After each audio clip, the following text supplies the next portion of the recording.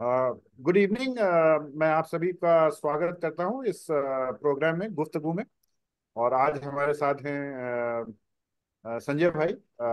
He is from Calcutta, और आज उनसे हम बातचीत करेंगे और उनके बारे में जानेंगे। और तो सबसे पहले मेरा प्रश्न होगा संजय भाई से कि वो जो है, वो मेरी अंडरस्टैंडिंग है कि आप कैलकाटा में आपका कॉलेज और बचपन गुजरा है। तो आप अपने बारे में हमको अपने बचपन के बारे में कुछ बताएं, और ये बताएं कि कैसे कुछ, क्या कोई ऐसे एक्सपीरियंसेस जो थे, जो बहुत डिफाइनिंग एक्सपीरियंसेस थे, जो आपके बचपन में ऐसी घटनाएं घटी, या कुछ अनुभव ऐसे हुए जो आपको आज तक याद हैं, और जो जिनसे आपने कुछ सीखा हो या समझा हो।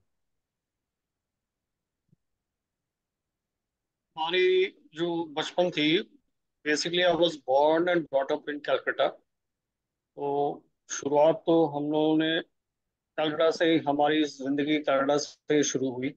And I lived there for almost 20-23 years continuously. During that period हम लोग हमारी जिंदगी school, colleges and post graduation वहीं से किया। During my college times, my eldest brother got married, and my sister-in-law's eldest sister's youngest son is Rajiv Anand. That's how I came to contact with him. और फिर हम लोग का मुलाकात होती रही, and we carried on meeting. In the course of the meeting, we had the brainwave of starting some group like Zena, so that we could contribute to the society. And that's how slowly it took some time, but yes, it started. And I would give full uh, benefit to Rajiv for starting this group called Zena. और इसी तरह से हम लोग मिलते रहे, and he told me to come and let's join and start this group called Zena. तो क्या कहते, तो आपने जो सेंट जेवियर्स में जो पढ़ाई की कैलकाटा में, वो किस सब्जेक्ट्स में आपका इंटरेस्ट या रुझान था? स्कूलिंग हमने की with science background, and then I college में I shifted to arts, and then my post graduation in management in Calcutta, from Calcutta. उसके बाद फिर जॉब लग गई वहीं पे कलकत्ता में, एंड पोस्ट पोस्टेबल जॉब था। I was to get posted every 3 or 4 years around India hmm. और सिंस। तो मेरी ऐसी अंडरस्टैंडिंग है कि you are one of the founding, probably one of the very early members और फाउंडिंग मेंबर्स ऑफ जेना। या I am one of the early members of जेना।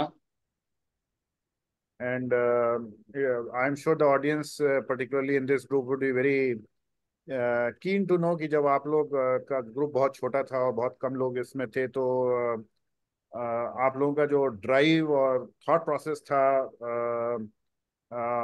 उस समय का, वो कैसा होता था कंपेयर टू जो आज है, और जो मैं एज्यूम कर रहा हूँ इस पीरियड में करीब 7-8 साल निकल गए होंगे।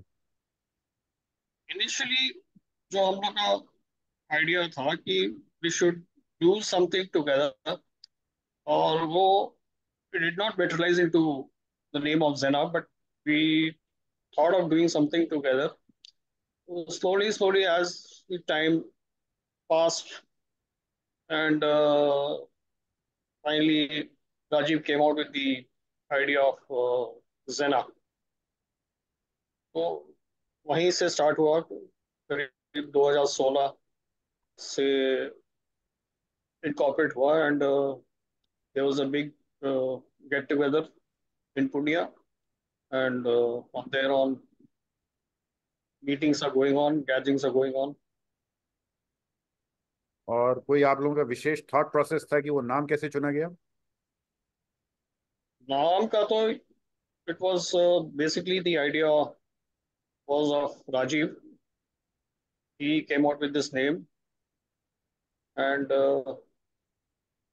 we have carried on with that. और उस समय के जो मेंबर्स थे उसमें कितने अभी भी एक्टिव हैं? एक्टिव तो मोरलेस सभी हैं, nobody has backed out. और जो ज्वाइन किया था तब वो अभी भी है. I mean, we have a strong bonding with everybody in this group. और आपके अनुभव में किसी ऑर्गेनाइजेशन को पूर्णिया में स्टार्ट करने में वर्सेस से यदि वो कलकत्ता से स्टार्ट होता है या दिल्ली से स्टार्ट होता है, तो आपके विचार से उसमें क्या कोई फर्क पड़ता है या नहीं पड़ता? नहीं नहीं, the level of thinking is the same whether आप इंडिया में करें या कनाडा में करें. The thinking was the same, and it would have made no difference अगर आप कनाडा में करते हैं या पुणे में करते हैं या दिल्ली में करते हैं. It was a starting push which was given from Pune, और वो is gathering space.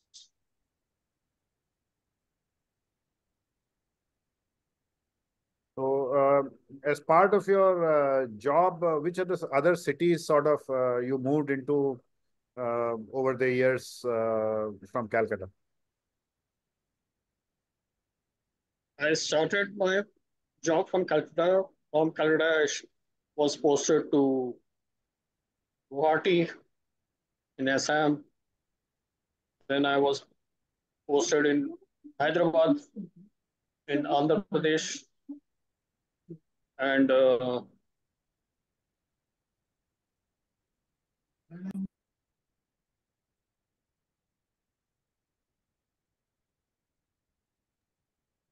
and slowly I kept on changing. I mean, I changed a few of my companies, and finally I landed in Delhi.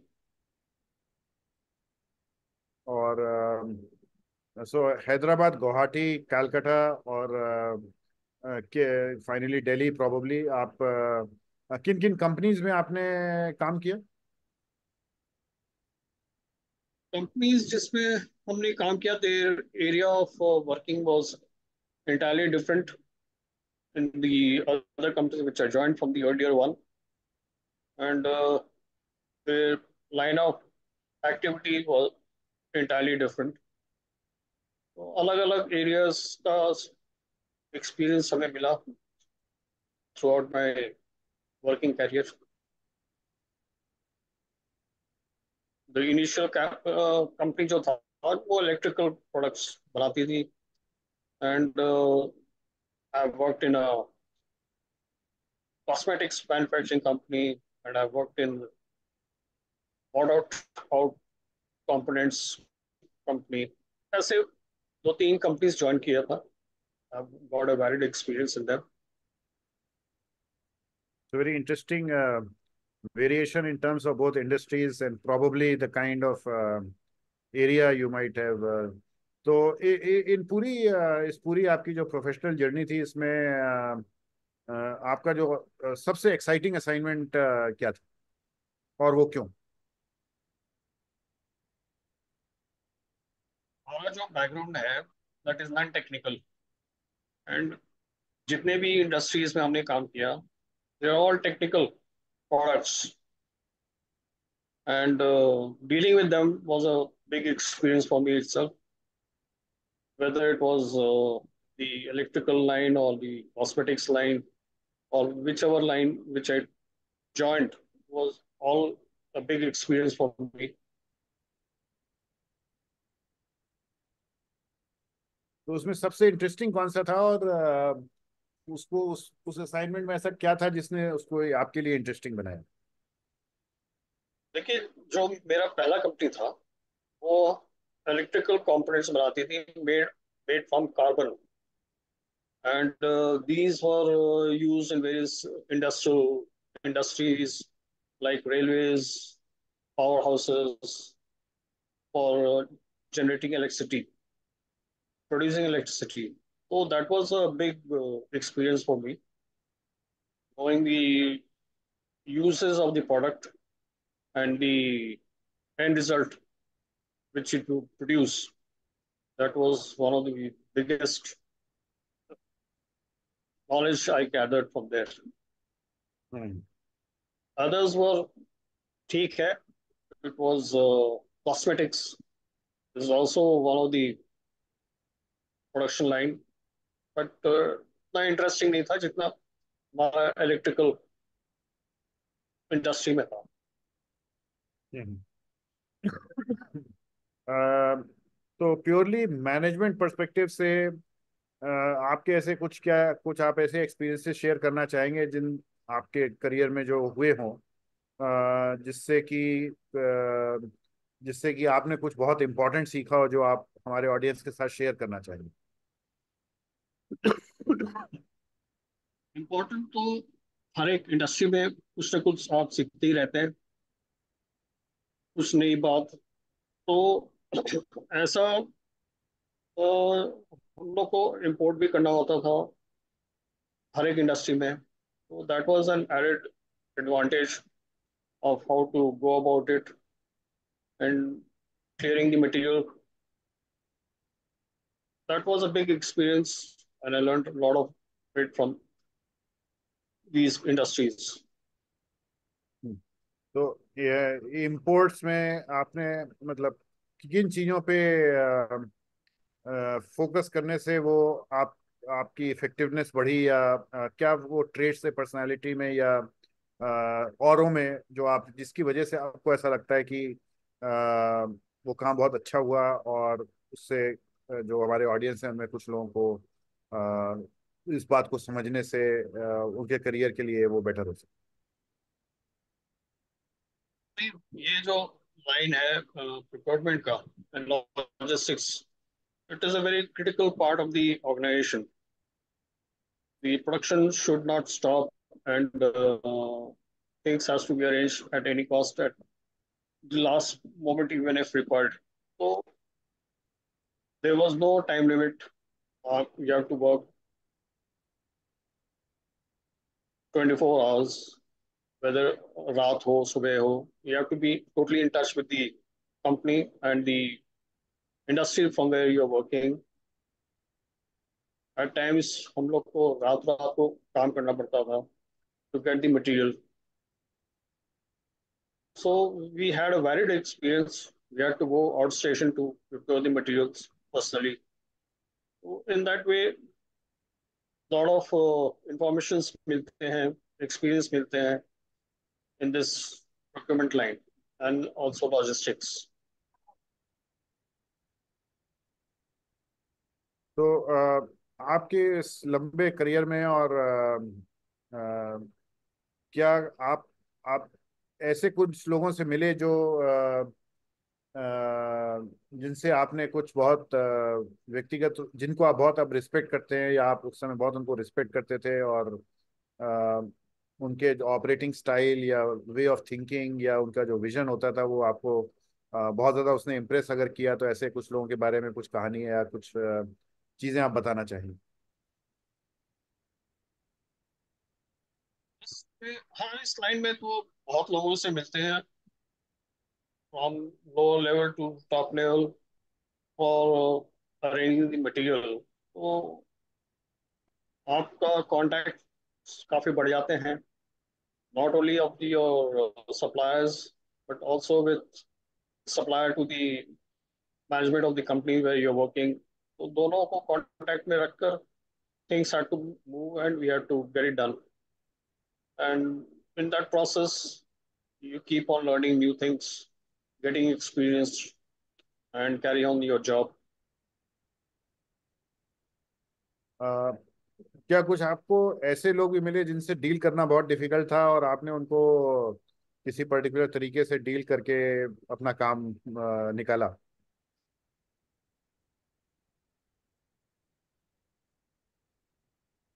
और difficult time भी आए थे industries में, एक particular industry में, जिसमें we had to face lot of issues with regard to payments.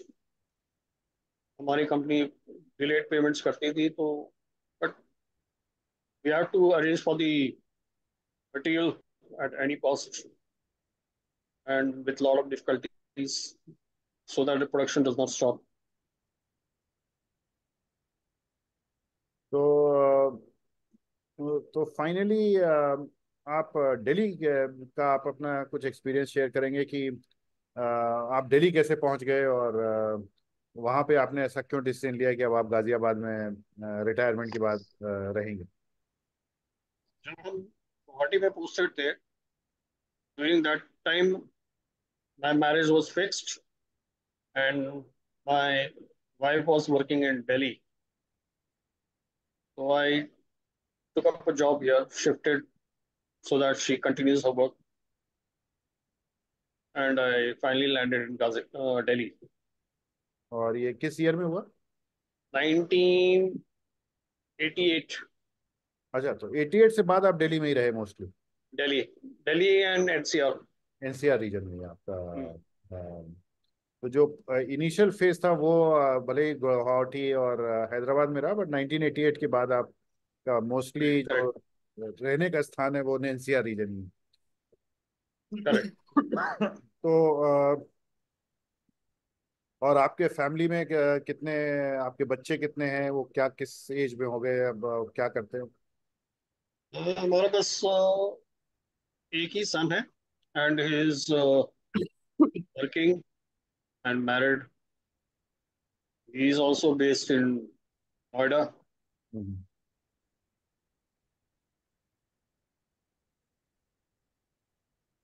तो तो विथ रिस्पेक्ट टू जिना फैमिली, आपने इतने लोगों से इतने सालों में डील किया होगा, कोई ऐसा एक्सपीरियंस जो बहुत सेटिस्फाइंग या बहुत आपको जॉयफुल रहा हो जो आप शेयर करना चाहो? जना में जितने भी मेंबर्स हैं, और हम लोगों ने काफी लोगों को इनवाइट किया हुआ है फॉर फॉर मीटिंग्स, जैसे various ambassadors, retired generals of the Indian army. इन लोगों से कांटेक्ट करने से quite of lot of experience you gathered, and you come to know their first-hand experiences. हम्म। तो कोई ऐसा एक्सपीरियंस जिसने आपके दिल को छुआ हो और जो आप चाहें कि ऑडियंस के साथ शेयर करें? नहीं, देखिए, army army life is of course very tough life. उन लोगों का एक्सपीरियंस सुनकर इट रियली अफेक्ट्स यू। तो उनके एक्सपीरियंसेस सुनकर काफी अप्रिशिएट करते हैं हम लोग। हाँ, तो कोई ऐसा एक्सपीरियंस जो आपने सुना हो जो आपको बहुत टचिंग लगा हो, क्या आप शेयर करना चाहेंगे ऑडियंस के साथ? नहीं, ऐसा कोई पर्टिकुलर एक्सपीरियंस नहीं है, but this is what I felt, इन लोग के साथ मिलकर और इनके साथ जो डिस्कशंस होते थे, and got to know them about, that's that's itself is a big experience. Hmm. तो अभी आगे आने वाले समय में किन एरियाज में आपको ऐसा लगता है कि अब आप कंट्रीब्यूट करेंगे किसी भी फॉर्म में, चाहे चाहे वो जेना से रिलेटेड हो या आपके पर्सनल ड्राइव और मोटिवेशन से रिलेटेड? नहीं, जिला से जो भी रिलेशंस हैं, रिलेटेड वर्क है, उससे कुछ भी मेरे को हेल्प दे सकते हैं, हम जरूर देंगे।